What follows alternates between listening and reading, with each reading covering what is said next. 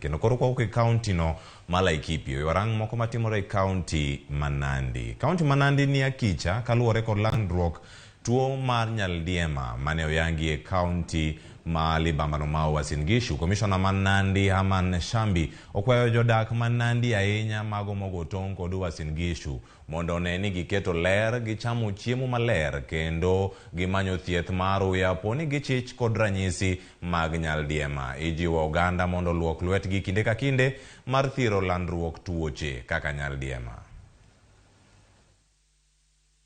Uasin Gishu tuko naye tu hapa. Kwa hivyo watu wachukue tahadhari, kama ni kunawa tunawe vizuri, chakula cha magrupu tuangalie. Ojo sisi pwani tunakulanga sinia watu wanne ama sinia watu watano. Wacha kila mtu apate sahani yake, lakini na yetu tusafishe mikono vizuri kwa sababu ugonjwa huu umeingia katika kaunti 11 zimewekewa tahadhari.